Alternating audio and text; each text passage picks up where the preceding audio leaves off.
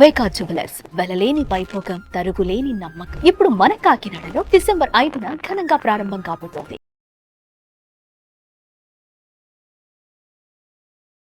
నమస్తే రామ్ గారు. నమస్తే అండి. ఓపిక, పేషెన్సీ గురించి చాలా ఎక్కువగా మనం మాట్లాడుతూ ఉంటుంటాం. ఏదైనా ఒక సందర్భంలో మనిషికి సహనం ఎప్పుడైతే తక్కువ అవుతూ ఉంటుందో కొంచెం ఓపికగా వేచి చూడు, కొంచెం ఓపిక పట్టు. అది రిలేషన్షిప్ అయినా, జాబ్ అయినా, బిజినెస్ అయినా, ఒక సక్సెస్ కోసం చూసినా, ఒక మంచి జరగాలని చూసినా, ఒక లాభం కోసం మనం చూసినా ఫస్ట్ మనం వాడే పదం ఓపిక. బట్ చాలామందికి ఒక లేయర్ దాటిపోయింది, ఇంకా మా వల్ల కాదు అని మాట్లాడుతూ ఉంటుంటారు. ఓపికకున్న మంచి క్వాలిటీ ఏంటి, ఆ పవర్ ఏంటి అసలు? యాక్చువల్గా ఓపికని దైవ లక్షణంగా చెప్తారండి. దైవ లక్షణంగా ఓపికని మనం ఓర్పు అంటాం, సహనం అంటాం, నిబ్బరం అంటాం. మన పెద్దవాళ్ళని ఎవరిని అడిగినా నిబ్బరంగా ఉన్నవాళ్ళు కామ్గా ఉండగలరు, కామ్గా ఉన్నవాళ్ళు ఆలోచించగలరు, ఆలోచించిన వాళ్ళు ఆవేశపడరు. ఇదే రివర్స్ చెబితే ఆవేశం ఎక్కువ ఉన్నవాళ్ళు ఆలోచించరు, ఆలోచించని వాళ్ళు కామ్గా ఉండలేరు. కామ్గా ఉండకపోతే మీకు ఓర్పు లేదని అర్థం. ప్రపంచంలో ప్రతి మనిషి కూడా ఏదో ఒక లక్ష్యం కోసం, రిజల్ట్స్ కోసం ఎదురు చూస్తుంటాడు, ఫలితాలు తను అనుకున్నట్టు రావాలని. కానీ ఫలితాలను కోరుకునేది మాత్రమే మీ చేతుల్లో ఉంది. కానీ ఫలితాలు రావటానికి మీ ఓర్పు లేకపోతే వచ్చే ఫలితం కూడా ఓర్పు లేని వాడి దగ్గరికి రావాలని కోరుకోదు.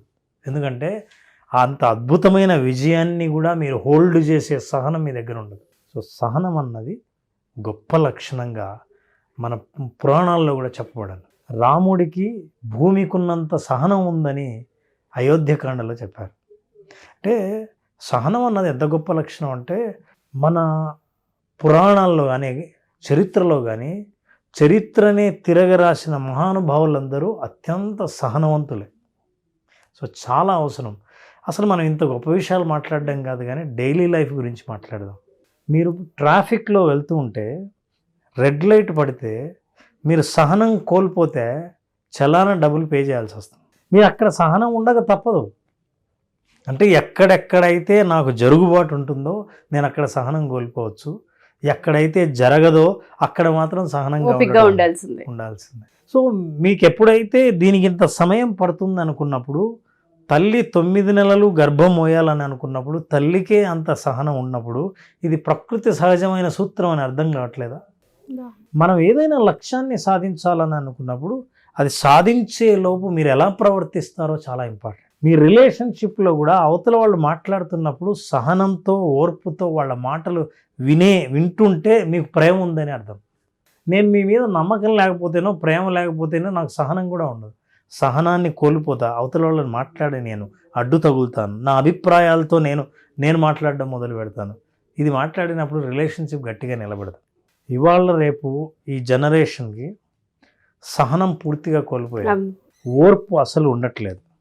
మీకు తెలుసా, అటెన్షన్ స్పాన్ స్టడీ చేస్తే 8 సెకండ్లు ఉంటే మంచి అటెన్షన్ స్పాన్ ఉందని అర్థం. ఓన్లీ 8 సెకండ్లు అంతే. 8 సెకండ్స్ కంటే దేని మీద సహనం మనం కోల్పోతుంటాం. యాక్చువల్గా ఒక కస్టమర్గా ప్రతి ప్రోడక్టు కస్టమర్ యొక్క సహనాన్ని బేస్ చేసుకుని ప్రోడక్ట్ డెవలప్ చేస్తుంది. మీకు గుర్తుందో లేదో, ఒకప్పుడు మనకు టీవీలు ఉండేవి.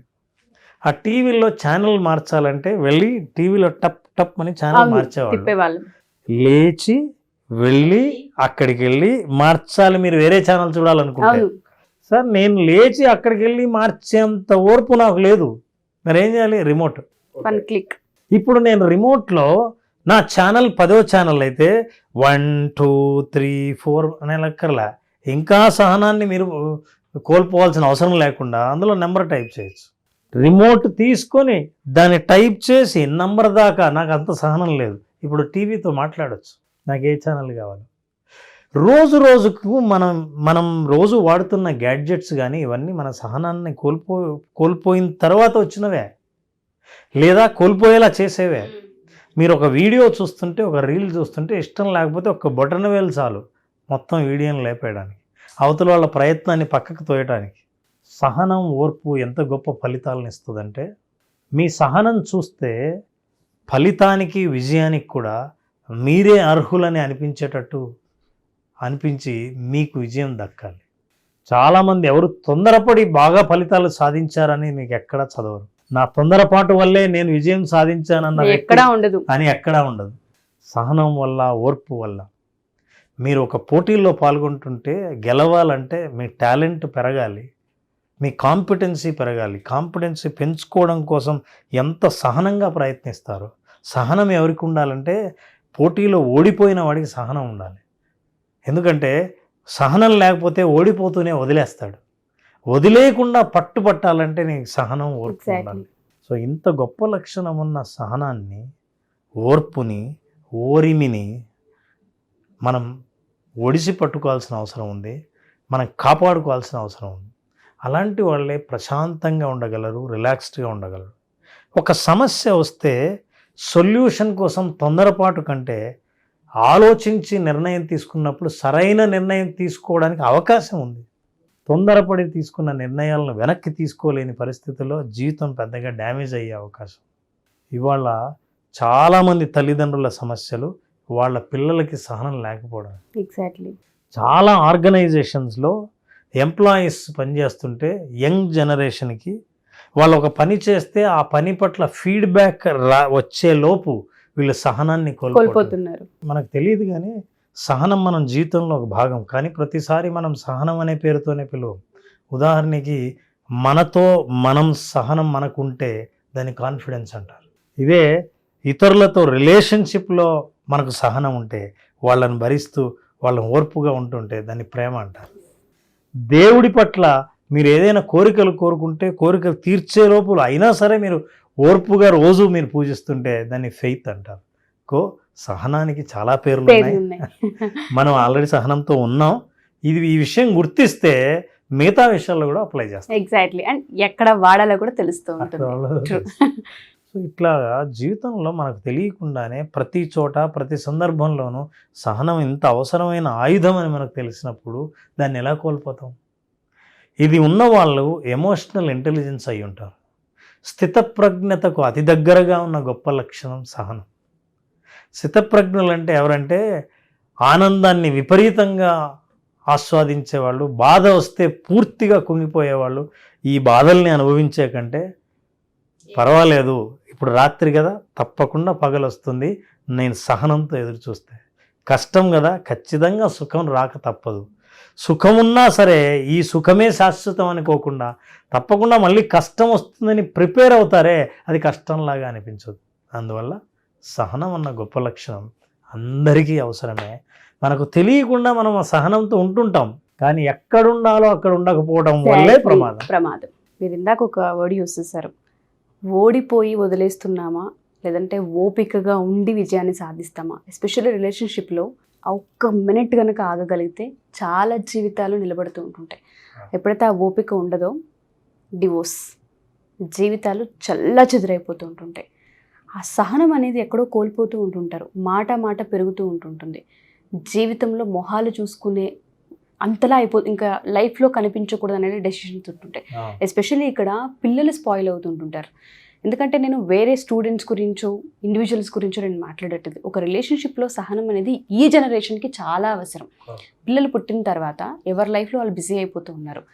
స్కూల్లో డ్రాప్ చేయాలంటే ఒకరికి మాటలు పెరుగుతూ ఉంటుంటాయి, తోసేసుకుంటూ ఉంటారు, నువ్వు వెళ్ళొచ్చు కదా అంటూ ఉంటారు, నేను బిజీ అని చెప్తుంటుంటారు. ఒక్క నిమిషం ఆగి సహనంగా కనుక వినగలిగిన, ఒక 1 minute సహనంగా కనుక తీసుకెళ్ళగలిగిన చాలా విషయాలపై వాళ్ళకి గ్రిప్ వస్తూ ఉంటుంది. చాలామంది పర్సనల్ లైఫ్ని ఈ విధంగానే స్పాయిల్ చేసుకుంటారు. అన్నిటికంటే ముఖ్యంగా అండి, పేరెంటింగ్ అంత ఈజీయా? అంతే కదా. తల్లికి తండ్రికి ఇద్దరికి సహనం లేకపోతే మీరు మంచి పేరెంట్స్గా ఎలా గుర్తుపడతారు, ఎలా గుర్తింపు తెచ్చుకుంటారు? అంతేకాదు, మీ పిల్లలు మంచి పేరెంట్స్ అనిపించుకోవాలంటే వాళ్ళు చేసే అల్లరికి వాళ్ళతో సహనంగా ఓర్పుగా మీరు లేకపోతే పిల్లల్ని ప్రేమిస్తున్నట్టు కాదు. ప్రేమించే ప్రతి ఒక్కరికి సహనం ఆటోమేటిక్గా వస్తుంది. మీకు ఓర్పు లేదంటే అర్థం మీకు ఇష్టం లేదని. No words. సో పర్సనల్గా కౌన్సిలింగ్ కావాలి అనుకునే వారికి, ఎందుకంటే మాట వెంటనే తూలేస్తూ ఉంటుంటారు, దేనిపైన వాళ్ళకి ఓర్పు సహనం అనేవి ఉండవు, ఇమీడియట్ రిజల్ట్స్ కోసం చూస్తూ ఉంటుంటారు. మా పిల్లల్లో మేము ఇది గమనించాము, మా పార్ట్నర్లో మేము ఇది గమనించాం, లేదా మేమే వెంటనే ఓ డెసిషన్కి వచ్చేస్తున్నాము, కాస్త ఓపిక అనేది మాకు తక్కువ అని మాట్లాడే వాళ్ళు కూడా ఉంటుంటారు. అలాంటి వాళ్ళకి పర్సనల్గా కౌన్సిలింగ్ కావాలి అంటే మనం తీసుకునే అవకాశం ఉంటుందా రామ్ గారు? ఖచ్చితంగా అండి. ఇట్లాంటి విషయాల్లో ఎవరైనా సరే సలహా కావాలనుకున్నా ఖచ్చితంగా కన్సల్ట్ అవ్వచ్చు. ఇక్కడ కనిపిస్తున్న నంబర్కి ఫోన్ చేస్తే మనం ఇప్పటికీ చాలామందికి మనం ఈ విషయంలో హెల్ప్ చేసాం, కౌన్సిలింగ్ చేసాం. We will definitely help either employees, parents, relationship issues, ఇట్లాంటివి ఏవైనా సరే we will handle this consultations.